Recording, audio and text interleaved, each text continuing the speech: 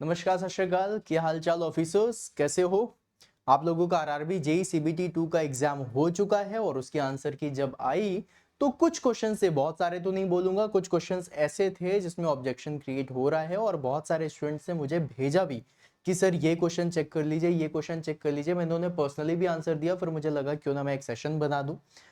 Region wise काफी time से session नहीं आ रहे थे, मैं बेड रेस्ट पर था, मेरी तबीयत बिल्कुल सही नहीं थी। आप लोग देख भी रहे होगे, थोड़ा दुबले भी हो गए, लेकिन कोई बात नहीं, चलो अब वापस से शुरुआत करते हैं। और बहुत ज़्यादा टाइम नहीं लूंगा, इसीलिए ये वीडियो बना रहा हूँ, क्योंकि लाइव सेक्शन में काफ़ी ज़्यादा टाइम लग जाता है ना। तो लाइव सेक्शन में आप ना जाइएगा, आप वीडियो सेक्शन में आइएगा, वीडियो सेक्शन में आपको ये सेशन मिल जाएगा। और बहुत सारी बुक्स हैं जो मैंने अभी फॉलो करी, और एक एक पन्ने पढ़ने के बाद हर एक चीज बिल्कुल वेरीफाइड तरीके से आप लोगों के सामने लाया हूं, जो आप लोगों को दिखा रहा हूं। सोचिएगा, समझिएगा, फिर उसके बाद हम लोग आंसर देंगे और कुछ डिस्कशन भी करेंगे कि ऐसा क्यों है, क्या है इतनी सारी चीजें, राइट? ओके, तो चलिए दोस्तों, शुरुआत करते हैं सेशन की। सबसे पहले तो जो क्वेश्चन मुझे मिला वो मैं बता देता हूं, जस्ट अ सेकेंड।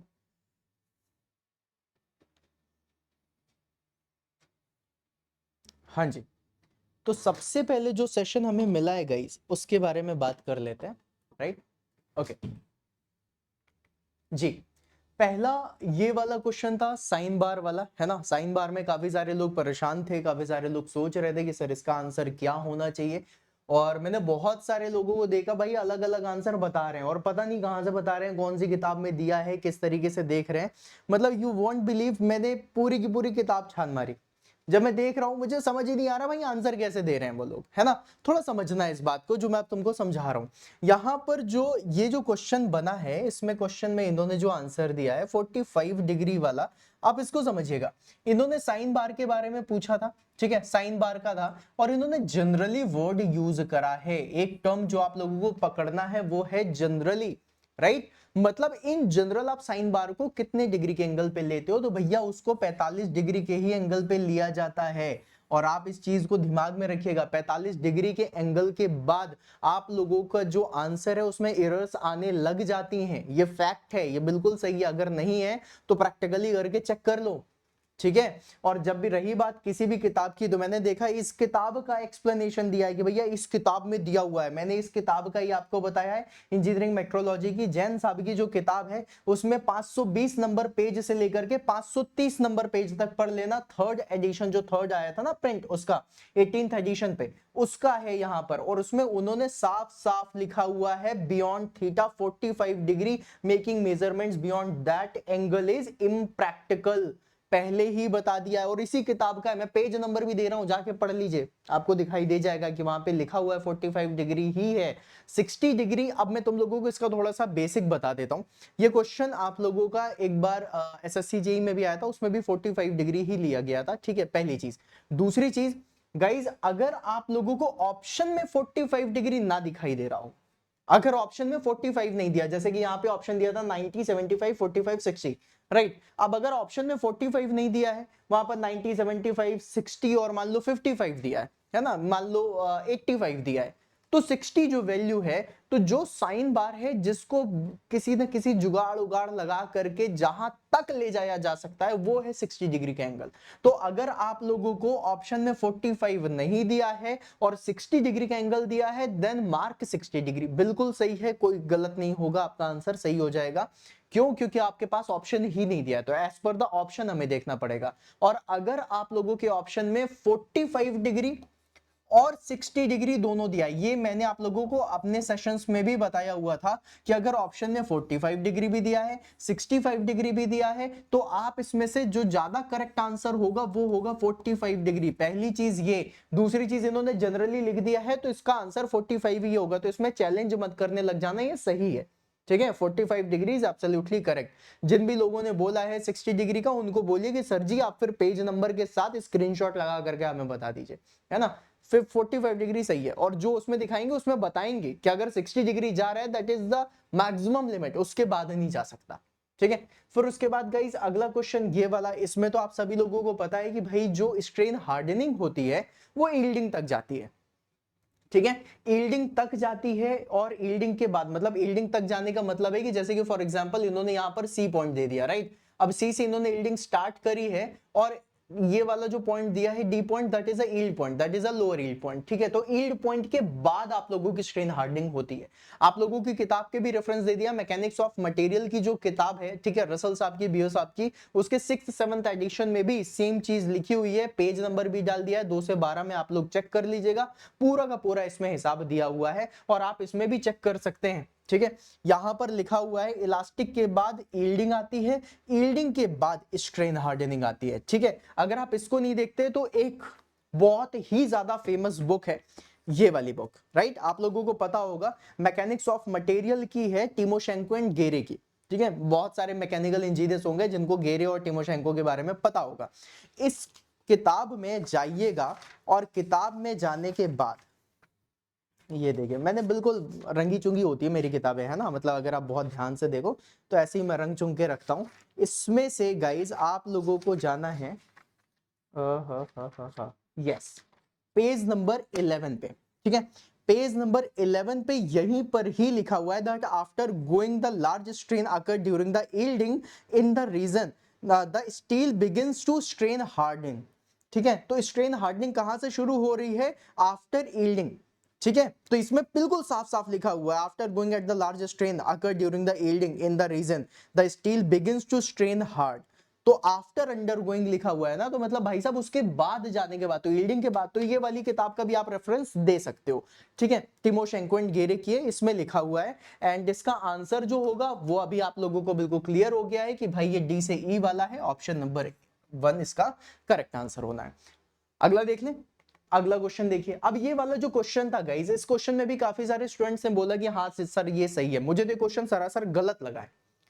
आप लोगों को लगेगा भी बीच में कि हाँ सर ये कैसे बता रहे हैं, लेकिन मैं आप लोगों को सब कुछ बताता हूँ, समझिएगा, है ना। ये मैंने बहुत पढ़ाया है स्टूडेंट्स को और बहुत डेप्थ में पढ़ाया है।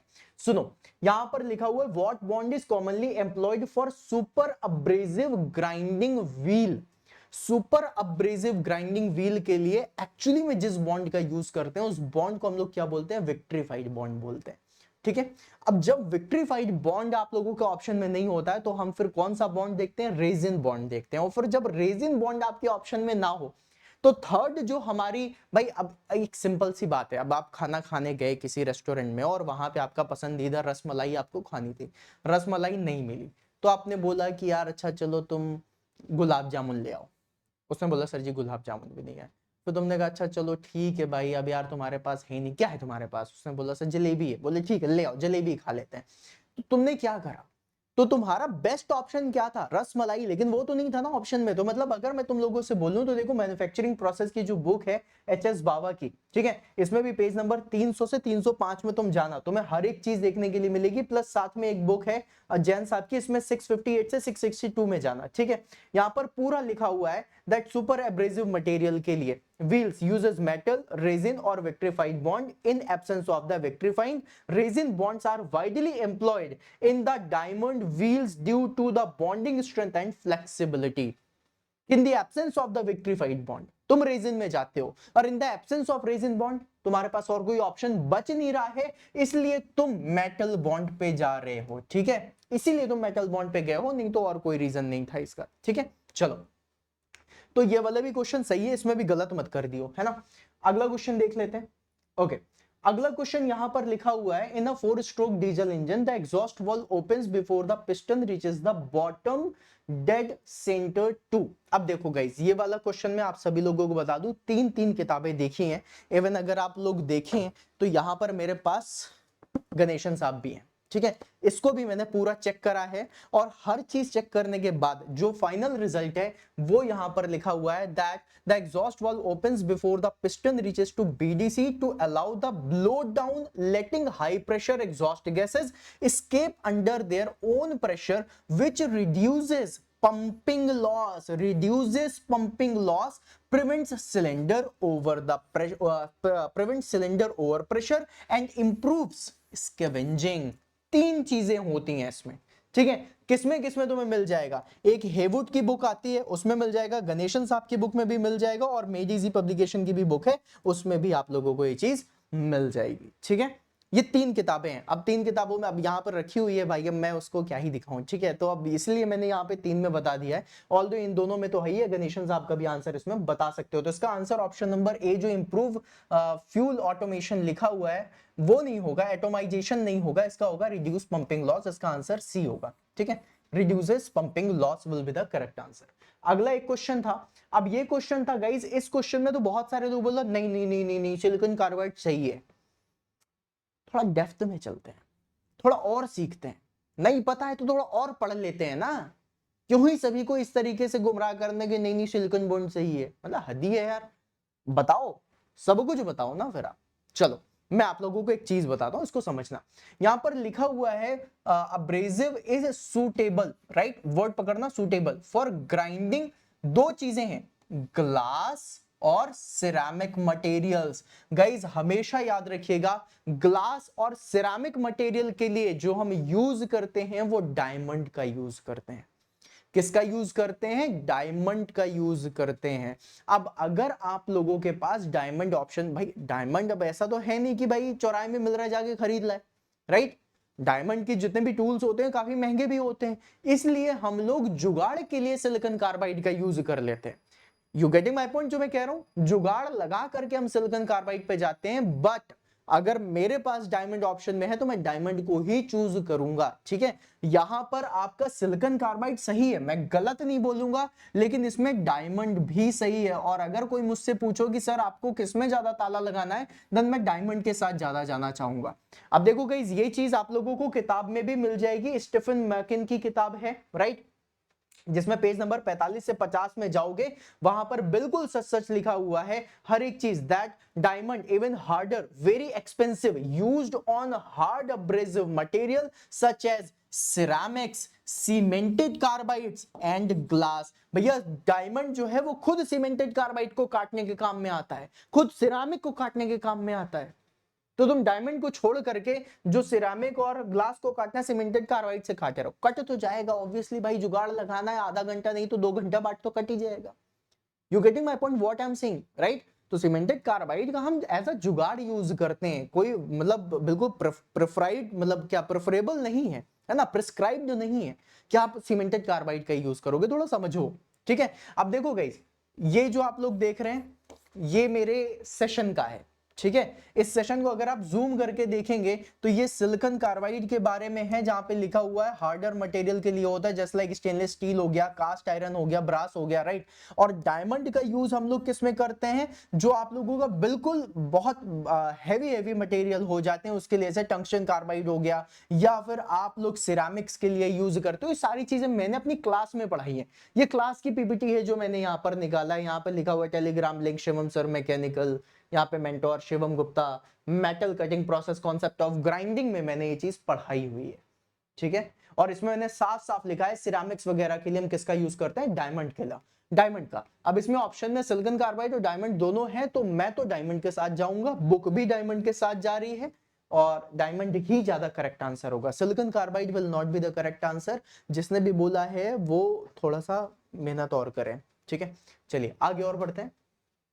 देखो अगला क्वेश्चन कह रहा है the function of supporting column in the tool makers microscope. भैया टूल मेकर्स माइक्रोस्कोप में इन्होंने लिखा है कि सपोर्टिंग कॉलम के लिए जो लिखा है hold the specimen in the place, ठीक है, hold the specimen in the place के लिए आप लोगों का ये बेस होता है, इस बेस का यूज करते हैं स्पेसिमेन को अपने सही पोजीशन पे रखने के लिए। और ये जो देख रहे हो ना, ये लिखा है सपोर्टिंग कॉलम, ये है सपोर्टिंग कॉलम, ये देख रहे हो, ये जो बना हुआ है, this is the supporting column.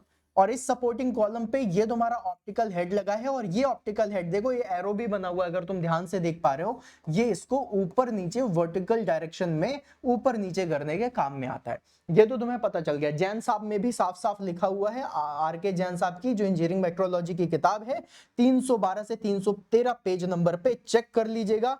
Text में लिखा हुआ है that the vertical column carries and guides the optical measuring head, it ensures rigidity, stability and precise vertical movement, precise vertical movement, ठीक है। तो इसका करेक्ट आंसर होगा प्रोवाइड वर्टिकल वर्किंग डिस्टेंस, ये वाला ऑप्शन नंबर सी वाला, right. Vertical movement के लिए ज्यादा करेक्ट आंसर है, इसको दिमाग में रखिएगा।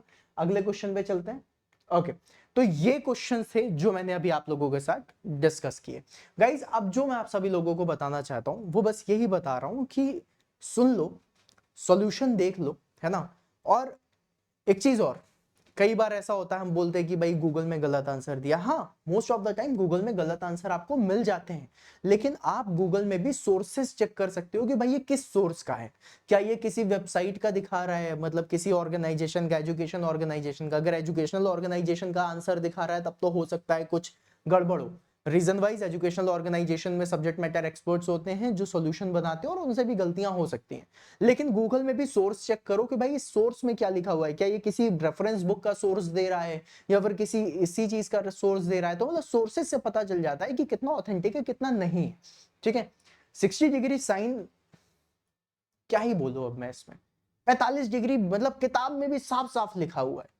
ठीक है, और तुम लोग को लग रहा होगा कि ये 2 किताबें, भाई 2 किताबें नहीं, बहुत सारी किताबें, मतलब सब कुछ। ये देखो राव साहब की सारी किताबें, मतलब मैं रख रख के बैठ करके एक एक चीजें कंप्लीट करके लाया था आप लोगों के लिए कि कोई आकर के एक बार ऑब्जेक्शन कर दे बस, फिर देखेंगे अपन, है ना। तो यही है। तो अब यही आप लोगों को, मैंने पूरा पेपर देखा है, पूरे पेपर में कुछ 2 ही 4 5 क्वेश्चन थे, बाकी पेपर बहुत अच्छा सेट किया गया था। बहुत सारे क्वेश्चंस ऐसे थे जो मेरे पढ़ाए हुए ही आए हैं। आप लोगों को लग रहा होगा कि सर हवाबाजी कर रहे हैं, लेकिन नहीं मेरे दोस्त, मैं तुम लोगों को विथ प्रूफ लेकर के आऊंगा, है ना। मैं प्रूफ के साथ ही चलता हूँ, विदाउट प्रूफ नहीं चलता। ठीक है, तो आप इसको देखो, अगर चैलेंज करना है तो कर दो। और इसमें एक चीज और भी बता देता हूँ, आरआरबी की जो चीज मुझे बिल्कुल अच्छी नहीं लगी वो ये अच्छी नहीं लगी कि कंट्रोवर्शियल ऑप्शंस नहीं क्रिएट करने चाहिए थे, जैसे 60 और 45 वाला। चलो वो भी ठीक है। फिर उसके बाद ये जो डायमंड और सिलिकॉन कार्बाइड का है, दिस इज रॉन्ग। इसमें आरआरबी भी बच रही है और कहीं ना कहीं इस तरीके के क्वेश्चंस क्रिएट किए जाते हैं एक सोर्स ऑफ इनकम के लिए। हाँ भाई, सिंपल सी बात है। अब सोचो इतने सारे लोगों ने एग्जाम दिया होगा, कितने सारे लोग हैं जो फॉर्म भरेंगे, कितने सारे लोग हैं जो फॉर्म भरेंगे, और जितने सारे लोग इसमें फॉर्म भरेंगे वो सारे के सारे, भाई फ्री में तो फॉर्म भरना नहीं है। इसका चैलेंज करने वाला पैसे तो दोगे ही दोगे। तो सबसे पहले पैसा तो आ रहा है आप लोगों का जब आप लोगों ने फॉर्म भरा था एग्जाम के लिए, फिर अब पैसे आ रहे हैं इसमें। तो मतलब इस तरीके की चीजें नहीं होनी चाहिए। हो सकता है जब आपने आंसर डायमंड दिया हो, मतलब सिलिकॉन कार्बाइड बिल्कुल सही आंसर दिया हो, तो उसमें डायमंड करेक्ट लग गया हो, राइट। और जब डायमंड आपने सही आंसर दिया तो सिलिकॉन कार्बाइड। तो भाई कुछ कुछ चीजें हैं जो मुझे थोड़ा सा अच्छी नहीं लगती इन सब ऑर्गेनाइजेशन में, कि भाई बिल्कुल क्लियर होना चाहिए, राइट। एक ऑप्शन दीजिए, हाँ नियरेस्ट आंसर दीजिए, सो दैट इन डेप्थ में नॉलेज चेक हो सके। लेकिन ऐसा भी नहीं दीजिए जहां पर बिल्कुल ही मतलब वो, क्योंकि सिलिकॉन कार्बाइड का यूज होता है, मैं मना नहीं कर रहा, लेकिन अगर मुझसे ऑप्शन पूछा जाए तो मैं डायमंड का आंसर दूंगा, because diamond is the correct answer, right. तो इस तरीके से इन डेप्थ में जाओगे तो तुम्हें भी सीखने में मजा आएगा। अगर गाइस सेशन अच्छा लगा हो तो सेशन को लाइक जरूर कर देना, अपने उन सारे दोस्तों को भेजना जिनको चैलेंज करना है क्वेश्चन, सो दैट उनको बुक का नाम भी पता चल जाए, रेफरेंस भी पता चल जाए, और उसके बाद उन्हें ज्यादा सर्च करने में दिक्कत ना आए। पेज नंबर भी मैंने लिख करके दे दिया है। दूसरी चीज, अब जो तैयारी होगी, अब रेगुलर सेशन होंगे जहां पर मैं क्वेश्चन प्रैक्टिस भी कराऊंगा, थ्योरी सेशंस भी कराऊंगा, सारी चीजें कराऊंगा इसी चैनल पे। तो अगर अभी तक तुम लोगों ने तैयारी नहीं करी है या फिर तुम अब सोच रहे हो कि अब तैयारी करनी है, तो भैया अब तैयारी करना शुरू कर दो इसी चैनल पे। चैनल को सब्सक्राइब कर लो और आपको सब कुछ सारे कंटेंट मिलेंगे। अब तबीयत भी सही हो गई है, बेड रेस्ट भी खत्म हो चुका है, अब ताबड़तोड़ आप लोगों को सेशंस मिलेंगे, बढ़िया तरीके से तैयारी होगी और फिर नेक्स्ट लेवल पे हम लोग सिलेक्शन लेके। ठीक है, so all the very best. और चैलेंज अगर करना हो तो कर देना। ये सही एक्सप्लेनेशन विद सोर्स मैंने बता दिया है। और अगर उसके बाद भी अगर किसी को कोई डाउट आ रहा हो या फिर किसी को कोई पीडीएफ चाहिए हो तो मुझे भी बता देना। अगर मेरे पास वो पीडीएफ पड़ी होगी किसी भी बुक की तो मैं तुम्हें प्रोवाइड कर दूंगा, एल्स मैं भी तुम्हारे साथ लग जाऊंगा सोर्सेस को सर्च कर दे मैं, सो दैट आप लोगों का जो रीजनिंग होगी विद ऑर्गेनाइजेशन वो थोड़ा सा स्ट्रांग हो सके। ठीक है, तो चलिए मिलते हैं फिर अपन नेक्स्ट सेशन में। तब तक के लिए bye bye, and don't forget to subscribe the channel. Bye bye guys.